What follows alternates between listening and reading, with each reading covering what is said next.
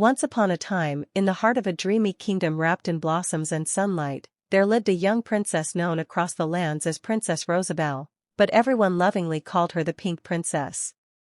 Her name came from her love for the color pink. It shimmered in her gowns, glowed in her palace, and even blossomed in the gardens she tended herself.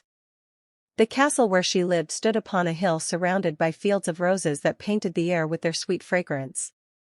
From dawn till dusk, the sun bathed the palace in warm golden hues, making its pink marble walls sparkle like pearls dipped in honey. But behind all that beauty was a secret. The Pink Princess was not just beautiful, she was kind, wise, and carried a mysterious gift she herself barely understood. Every night, when the moon rose high and kissed the petals of the flowers, Rosabelle would sneak into her garden barefoot, her long silky hair flowing like ribbons of light. She would whisper to the roses, and they would bloom brighter than ever. The flowers could hear her voice, for her heart carried magic, a gift from her mother, the late Queen Alara, who had been known as the Whisperer of Nature. Rosabelle missed her mother dearly. The queen had passed when she was just a little girl, leaving behind a golden locket and a promise whispered in her final moments. When your heart is pure, and your courage is true, the roses will lead you to your destiny. The young princess kept that locket close to her heart every single day. Years passed peacefully, until one fateful night, a dark cloud rolled across the sky, swallowing the moon. The garden that had always glowed with life began to wither, and the roses turned pale. The kingdom awoke to an endless winter, though it was still spring.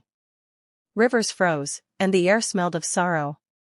At the center of the storm was an ancient curse, one cast by a forgotten sorceress named Morgra, who had once envied Queen Alara's magic. Morgra had returned after many years, her heart black with jealousy, determined to erase every trace of the queen's legacy. She stood before Rosabelle's castle, her cloak swirling like smoke, and cried out, "Let the roses fall, let beauty fade, for the blood of kindness I shall trade." The curse spread like wildfire, freezing not only the flowers but the hearts of people too. The once happy kingdom turned cold and silent. But Rosabelle did not give in to fear. She wrapped herself in a warm pink cloak, held her mother's locket tightly, and vowed to save her people. Guided by whispers of the wind, she followed the fading trail of petals that led into the forest of forgotten dreams, a place no one dared to enter. Inside the forest, everything was quiet except for the echo of her footsteps. The trees were tall and twisted, their branches like claws, yet the princess walked on bravely. After hours of wandering, she found an ancient stone altar glowing faintly pink. As she touched it, the locket around